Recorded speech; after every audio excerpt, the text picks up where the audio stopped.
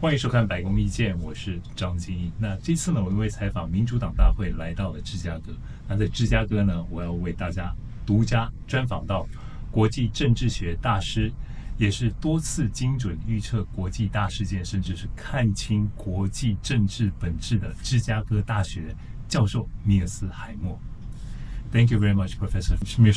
Thank you for letting us to do the interview at your home in Chicago. My pleasure.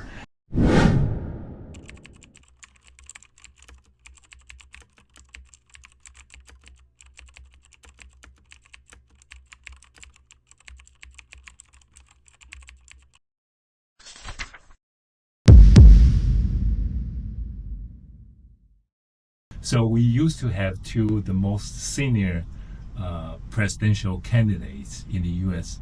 history, and now, 4 years ago, Donald Trump was, according to a poll, the least popular president in the U.S. history, and 1 year ago, Kamala Harris was according to a poll, the least popular vice president in the U.S. history. So now we have the two least popular presidential candidates in the U.S. history, in a sense. So what does this say about the U.S. politics nowadays? I think it's quite clear that with regard to both Biden and Trump, the American public did not want either one of them to be running for president. And with regard to Kamala Harris, not only was she a wildly unpopular vice president, but most people, when you ask them, will tell you that she's not terribly well qualified to be president. When she ran for president, she did not get a single delegate, and nobody thought it was possible that she would ever become president of the United States, except if Joe Biden had died in office. So basically what we have here are three candidates who are highly unattractive to the public. They're not seen as the kind of heavyweights that you would expect to lead the United States, especially in these complicated times.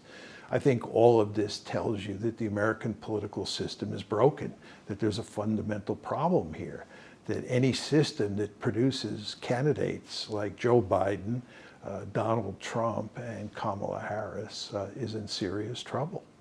Why is this happening?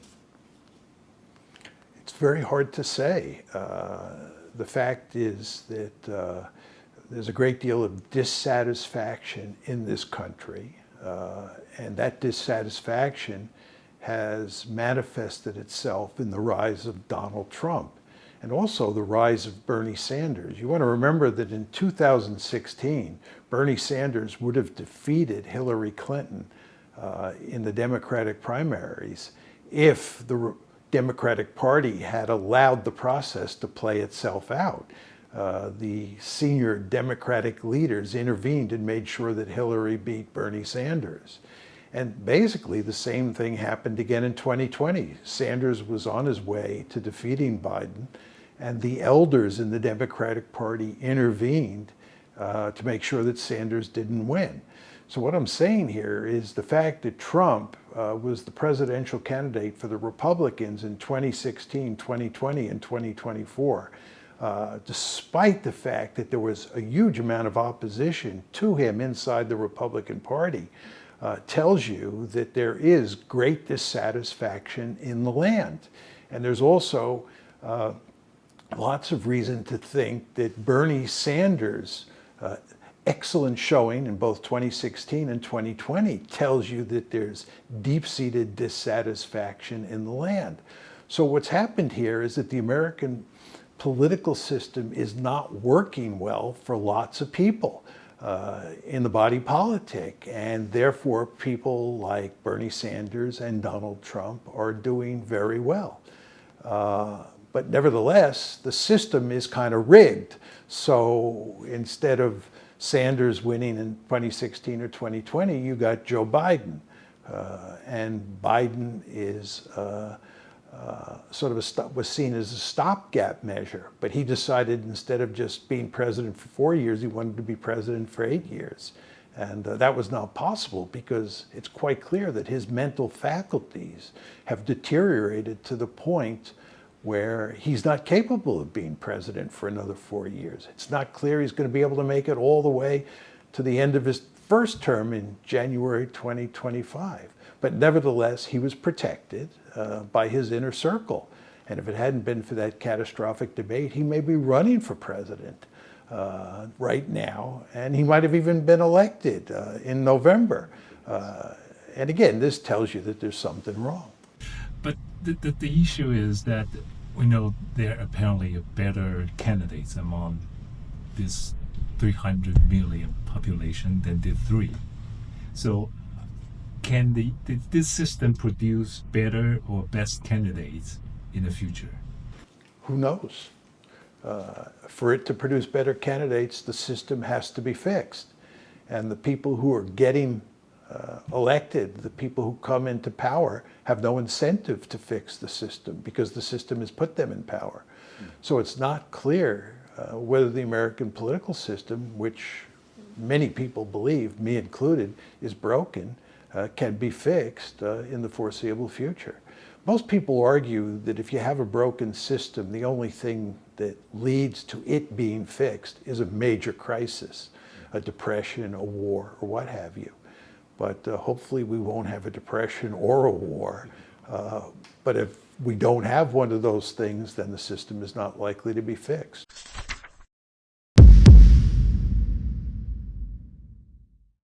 We heard Kamala Harris gave her policy on Ukraine, and also we know the attitude of Donald Trump towards Ukraine. So how will this election change the fate of Ukraine?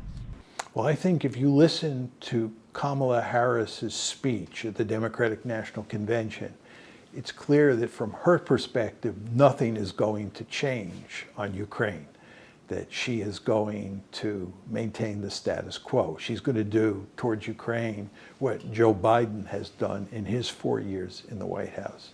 Trump is a different matter. Trump has said that he wants to fundamentally alter U.S. policy toward Ukraine. It's very important to understand that Trump is not talking about changing U.S. policy toward China. And he's not talking about changing U.S. policy toward the Middle East. And here we're talking about with regard to Israel. The one place where Trump is talking about changing American policy in a fundamental way is Ukraine. And in that regard, he differs substantially from Kamala Harris. The question you have to ask yourself is, do you think that Trump can deliver on his promise? Do you think that Trump can come into the White House and in effect settle the Ukrainian war and improve relations with the Russians, and in particular improve relations with Putin? Trump believes he can do that. In fact, Trump has said that he will solve the Ukraine problem if he's elected in November before he moves into the White House. I actually do not believe that Trump will be able to shut down the Ukraine war. I think that Trump will end up maintaining the status quo in Ukraine. I think the only thing that will change the course of the war in Ukraine and the course of America's relationship with Ukraine is if Ukraine loses on the battlefield. I think what happens in the fight itself is what really matters here. But I think the idea that Trump can come in and work out a deal with Putin is not likely. And the principal reason for that is that Putin's demands are not ones that Trump could easily accept. You want to remember that Putin has made it clear in a speech on June 14th of this year that two conditions have to be met before he will even agree to call a ceasefire and start negotiations with Ukraine and with the West. These are two preconditions. One precondition is that Ukraine and the West have to formally agree that the 4 oblasts that Russia has now annexed are now and forever Russian territory.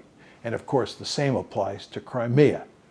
Furthermore, the Ukrainians and the Americans, here we're talking about the West, have to accept the fact that Ukraine cannot be in NATO.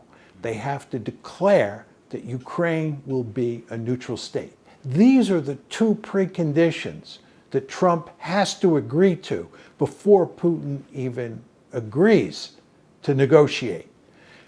In his debate, in Trump's debate with Joe Biden, Trump was explicitly asked whether he would agree to those two preconditions, and he said no. Well, if he will not agree to those two preconditions, then there are going to be no negotiations and there's going to be no settlement. So what Trump has to do is he has to be willing to accept the fact that Ukraine cannot be in NATO. He has to accept the fact that those 4 oblasts that the Russians have annexed belong to Russia forever, and that the Crimea belongs to Russia forever. And that's just the starting point for negotiations. I find it hard to imagine, given how much Russophobia there is in the United States, that he would be able to get away with doing that. But now let's talk about Kamala Harris' policy. She wants to continue Joe Biden's policy, but at the same time, we see multiple Republican congressmen. They don't want to support or put more money into Ukraine. So if Kamala Harris is elected, can she sustain this policy to give the blank check kind of to Ukraine? Well, that remains to be seen. I mean, the key point that we can take away from her speech at the Democratic National Convention is that she will go to great lengths to continue to support Ukraine no matter what. Now, it is possible that the Republicans will make that impossible for her to do, that they will cut off aid. A lot depends here on the congressional elections in November. We focus on what is going to happen in the presidential election. Is Trump going to win? Is Harris going to win? But you want to remember, whether the Republicans or the Democrats end up controlling the Senate and the House of Representatives matters enormously. If the Democrats do well in the Senate elections and in the House elections, and they end up controlling both houses of Congress, then there's not much the Republicans can do to thwart Harris's interests or efforts to support Ukraine. But if the Republicans end up dominating one house or both houses, it'll be a different story. So we have to see what the political constellation of forces looks like in November before we can determine whether or not Harris will be able to execute the policy that she plans on employing towards Ukraine. You talk about the only possibility that will change the whole situation is Ukraine lose the war. And when will this kind of situation happen from your point of view? Well, the fact is that Ukraine is already losing the war. It's lost 4 oblasts, it's lost Crimea. And if you look at events on the battlefield, the Russians are winning on the battlefield. And they're winning on the battlefield because they have a great advantage in weaponry, especially artillery. They have a great advantage in manpower, and they have air superiority. So events on the battlefield now favor the Russians. And if the war continues, the Russians are likely to conquer even more territory than they now control. The Russians now control about 20% of Ukraine's territory. They'll end up conquering even more than that 20% if the war goes on. So at some point, the Ukrainians are going to say enough is enough. It's not clear, where that point is, but there is a point where the Ukrainians will say enough is enough, and they will go to the negotiating table, and the Russians will be the victors. It will not be a decisive victory. Russia is not going to defeat Ukraine the way it defeated Nazi Germany in World War II. You remember the Russians or the Soviets ended up in Berlin, and the Soviet Union decisively defeated Germany. That's not going to happen with regard to Ukraine. Ukraine is not going to be decisively defeated. It's going to end up as a dysfunctional rump state. But the fact is it's going to lose a huge slug of territory. And then there will be a frozen conflict. And where that point is in the future is hard to say. But I would argue it's not far off simply because the Ukrainian military is doing so badly on the battlefield, and there's so little hope that it can rescue the situation. But they're going to the Kursk right now. They're assaulting the territory in Russia. The offensive into Kursk is a disaster for the Ukrainians. Here in the West, it's portrayed as a great victory. The Ukrainians are said to be redressing the balance, and the momentum is now swinging in favor of Ukraine. This is an argument that bears no resemblance to reality. What's happening in Kursk is a disaster for Ukraine. First of all, the main battlefields are in eastern Ukraine. And the Russians are doing very well in those battles in eastern Ukraine. They were doing very well in those battles in eastern Ukraine before August 6th, which is the date that the Ukrainians invaded the Kursk area. Well, what happened is that the Ukrainians pulled some key fighting forces off the Eastern Front so that they could execute the Kursk offensive. So they weakened themselves on the critically important Eastern Front. So the Russians are now doing better in eastern Ukraine than they were before August 6th. Now, with regard to the Kursk offensive, the Ukrainians, as you know, have gone on the offensive. But anytime you go on the offensive, your troops and your armored vehicles are out in the open and they're moving, so they're exposed to enemy fire. And very importantly, the Ukrainians do not have air superiority. They do not have air cover. It's the Russians who have air superiority. So as the Ukrainian forces have attacked into the Kursk region, the Russians have used their air power, they have used drones, and they have used their great advantage in artillery to inflict massive casualties on the attacking Ukrainian forces. Some estimates are that the Russians are killing 2 times as many armored vehicles every day in the Kursk region than they are killing anywhere else on the battlefield. Furthermore, they have inflicted about 4,000 casualties out of the 10,000 troops that invaded Kursk on August 6th. So the fact that the Ukrainians are launching this offensive into Ukraine is causing them to suffer huge casualties. Then you ask yourself, well, the Russians must be suffering casualties too. But that's not the case. The Russians are suffering small numbers of casualties, not large numbers of casualties like the Ukrainians are. And why is that the case? Because there are actually remarkably few Russians in that area. The reason that the Ukrainian incursion into the Kursk area was able to conquer so much territory was because there were no Russians there. It was not like they defeated the Russians in the process of conquering that territory. There were hardly any Russians there. So they easily rolled into the Kursk region. And it was, again, Russian air power, Russian drones, and Russian artillery that went to work on those attacking Ukrainian forces and caused all those casualties.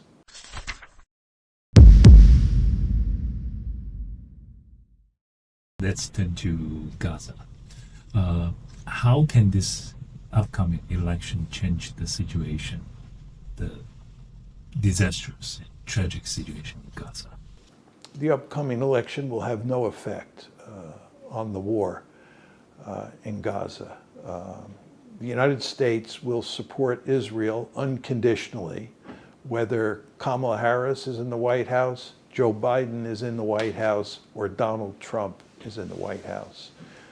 In the United States, we have this powerful lobby. It's called the Israel lobby. It has awesome power over policymakers, especially when it comes to making policy with regard to Israel. And no matter what Israel does in Gaza, or no matter what Israel does to the Palestinians, the United States will support it unconditionally. And there is nothing Kamala Harris has said or done to lead one to think that she will change our policy toward Israel and toward the Middle East in any meaningful way. And of course, Trump has made it clear that he's going to continue to support Israel no matter what. So regardless of what happens in November in the presidential election, and even in the congressional elections, U.S. policy toward Israel and towards Gaza is not going to change. You just talk about Israel lobby, and we know that you published a well-known book also titled Israel Lobby several years ago. So are they as influential as before, or they're getting more influential to the U.S. politics? I think the lobby is more influential in terms of its dealings with policymakers and politicians today than it was in 2006 when Steve Walton and I wrote the article, and 2007 when we wrote the book. It's more powerful in terms of its dealing with policymakers, politicians. To put it more generally, the lobby is more powerful at the elite level. At the public level, it's less influential today than it was when we wrote the article in the book. And there is much less enthusiastic support toward Israel and much more enthusiastic support of the Palestinians in the public today than there was back then. So what you have today is something of a disjuncture between the public and the elites on the subject of Israel. And you see this, by the way, reflected in the Democratic National Convention, right? The leaders of the Democratic Party made sure that no person who was sympathetic to the Palestinians, be that person a Palestinian, an Arab American, or just a progressive Democrat, that no person of that sort would be able to speak at the convention, right? Nevertheless, if you looked at what happened at the convention, if you looked at who was there, there were a huge number of people, mainly outside the convention, although some were inside the convention, who were deeply committed to supporting the Palestinians and badly wanted someone to get up before the convention and speak on behalf of the Palestinians, to criticize what was going on or what is going on in Gaza. But the Democratic Party elites would not allow that to happen. So what you see here is evidence of that disjuncture between what's happening at the elite level, where policymakers and politicians remain firmly committed to Israel, because the Israel lobby gives them no choice. Whereas down here in the body politic, the tides are shifting, and there is much more criticism of Israel today than there was in the past. So we're actually just out of DNC, and we saw what happened. The situation, we see a lot of base that are not satisfied with the Democratic Party's policy towards Gaza or Palestine. And some people are saying this Democratic Party are actually shooting themselves in their feet by supporting Israel, because they will lose a lot of votes. And the idea is that people do have vote if they see things they don't like, they can put the pressure on the Democratic Party's nominee, who is Kamala Harris. So what happened right now?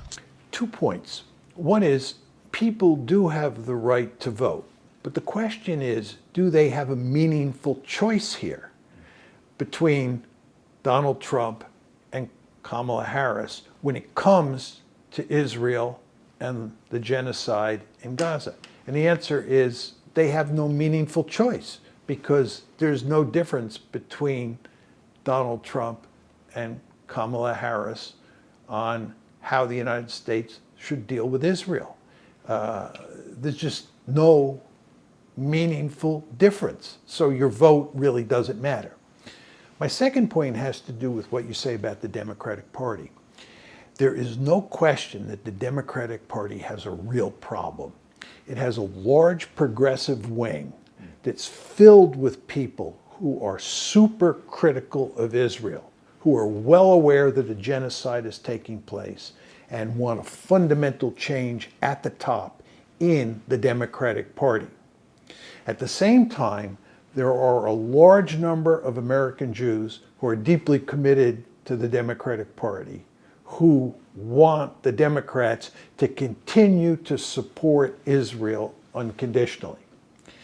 The problem that Kamala Harris faces, and it's a problem that Joe Biden would have faced were he running, indeed it's a problem that any Democratic policymaker would face if he or she were running for president on the Democratic ticket, is that if you move to accommodate or to appease or to support the pro-Palestinian faction, you alienate those American Jews who are deeply committed to Israel. And if, on the other hand, you try to reassure American Jews who are in the Democratic Party that you will support Israel in the future, much the way you have in the past, you alienate basically the progressive wing of the party. And given that almost everybody expects the election between Kamala Harris and Donald Trump to be very close, every vote matters. Right. And here you have a situation where Kamala Harris is in a damned if you do, damned if you don't situation. Mm-hmm. And it could be the case, we don't know for sure how this will play itself out, but it could be the case that she will lose, and she will lose in large part because she has sided with the pro-Israel forces inside of the Democratic Party against the progressive wing or the pro-Palestinian side.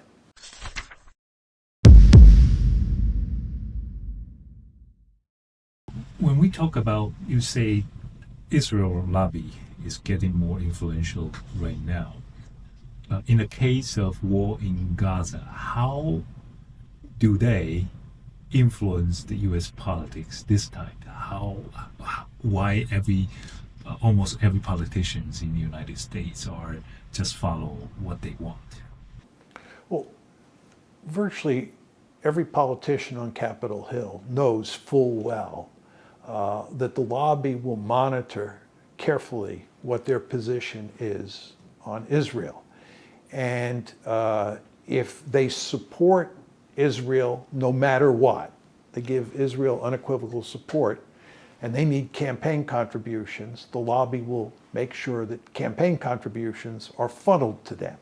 If, on the other hand, they favor a policy that's critical of Israel or limits what Israel can do, let's say in Gaza, the lobby will put its gun sights on those politicians and go to great lengths to make sure they are defeated in the next election. So every politician on Capitol Hill understands full well that he or she has a deep-seated interest in supporting Israel no matter what, for purposes of his or her political survival. So that's very important.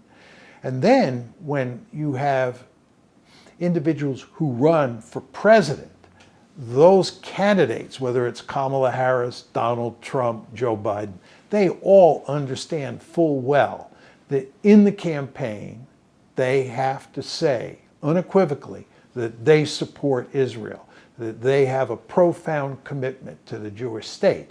And then once they're in office, if they begin to veer away from the policy line that the lobby faces, the lobby will put enormous pressure on them to get back in line and to become pro-Israel in the extreme once again.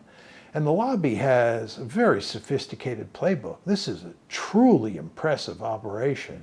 I mean, the institutions and the individuals who make up the lobby wield tremendous power, and they do it in very effective ways. So we can expect, Kamala Harris or Donald Trump not to veer far from the policy line that Joe Biden has taken since he moved into the White House, and certainly since October 7th. You talk about these two parties, candidates, they actually have similar idea about supporting Israel. And also in the United States, most of the people, their attitude towards Russia is not very positive. And you talk about the foreign policy blob in this country. I covered the White House for 15 years. I can sense there's certain power that push U.S. foreign policy towards some direction, but I can't tell who are they, who are the blob exactly? Well, I think when people talk about the blob, they're talking about the American foreign policy establishment writ large. We're talking about policymakers, politicians, people in the media, people in think tanks, people in academia who care greatly about international politics and in particular care about American foreign policy. And the reason that establishment is referred to as the blob, I believe, is because there's hardly any difference between Republicans and Democrats, with one notable exception that I'll get to in a moment. There's remarkably little difference between those Republicans in the foreign policy establishment and those Democrats in the foreign policy establishment. They tend to think in the same way about the United States. They all believe that we are the indispensable nation. We should be the most powerful state on the planet. They all think that we have a right and a responsibility to roam around the world and interfere in the politics of other countries on topics like Israel, on topics like China, and even on topics like Ukraine, for the most part. You see that there is a remarkable consensus. So the idea that these Republicans who do foreign policy and these Democrats who do foreign policy are at each other's throats, that they're mortal enemies, bears little resemblance to what's actually going on. It's kind of a seamless web. There's not much difference between the two parties. And that's why it's referred to as a blob. Excuse me. Now, the one exception to this is Donald Trump. Donald Trump is in favor of a different foreign policy. He's in favor of restraint. He doesn't view the United States as an indispensable nation. He's not interested in running all over the world, interfering in the politics of other countries. It's just not how he thinks about things. The question you have to ask yourself is whether or not you think Trump can beat the blob back. In other words, what I'm saying here is that when Donald Trump moves into the White House in 2017, in January of 2017, and he says quite explicitly that he's going to fundamentally alter American foreign policy, does he do that over the next 4 years? In the contest between Trump and the blob in his first term in office, who wins? It's perfectly clear that the blob won and that Trump was defeated. And by the way, before that, President Obama was elected on the platform that he was going to fundamentally alter American foreign policy. He was going to put an end to the forever wars. He was going to do nation building at home. By the time he was done with his 8 years in the White House, the blob had defeated him as well. So the blob, or the foreign policy establishment, or what's sometimes called the deep state, it defeated Obama, and it defeated Trump in his first term. Now, Trump, who's fully aware of this, says things are going to be different if I get elected this fall and I move into the White House in January of 2025. I learned my lesson. I'm going to bring in people who share my views, and we are going to defeat the blob. We are going to defeat the foreign policy establishment. If I had to bet a lot of money on who's going to win that fight after Trump moves into the White House, and of course we're assuming he wins the election, I would bet my money on the blob, not on Trump. How does it happen? I mean, I travel with the White House to Finland for this Putin and Trump summit. I know Trump really trying to improve the relationship with Russia. And then also... And he failed. He failed. How do this blob influence him and that him cannot make his own decision as U.S. president? Well, he's only one person, right? And as you know, inside the Beltway, there are lots of institutions and lots of powerful individuals who are committed to maintaining the status quo, who are committed to American exceptionalism, who are committed to American primacy, who are committed to the standing policies. And they are very sophisticated, very powerful, have a lot of experience, and any one president who tries to take them on is going to be outnumbered and is going to be at a significant disadvantage. And you want to remember, this is a very powerful consensus, right? Now, one could argue it's beginning to break down over Ukraine. Ukraine is the one issue where you see a crack in the edifice, right? Trump definitely and J.D. Vance definitely want to get out of Ukraine, and they both want to have better relations with Russia. And there are a number of people in the Republican Party who feel that way. But again, whether they ultimately prevail is an open question. It is possible that this time, if Trump is elected, he'll be able to beat back the blob. But again, I just wouldn't bet a lot of money on that.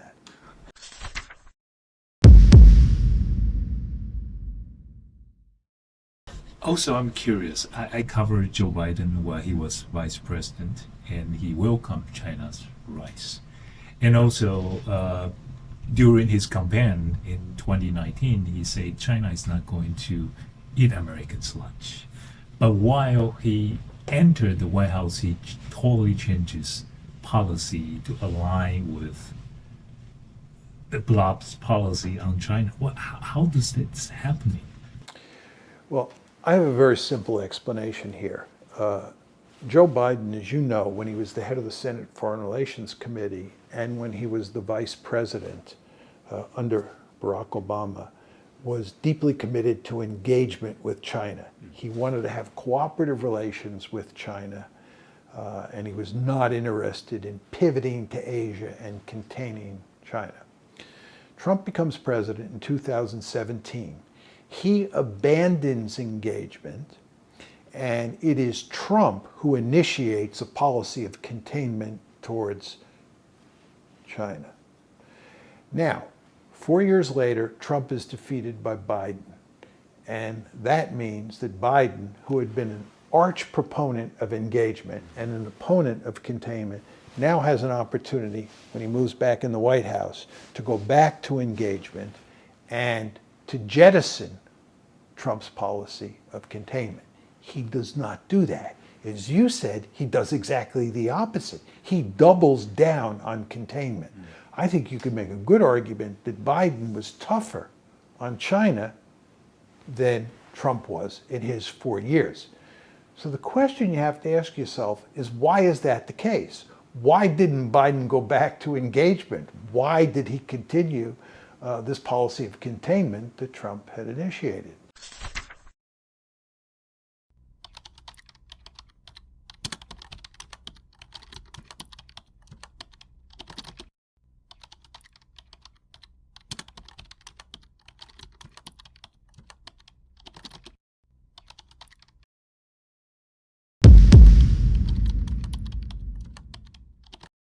What's your collection here? The truth is, this is a random sampling of my books. Okay. And what's happened over time is I have accumulated so many books that I've given up all hope of organizing them. So if we were to go upstairs to my study, you would see I have a whole slew of books up there.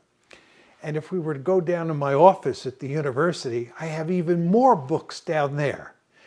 Furthermore, I have a home in Michigan that has a library that's filled with books as well.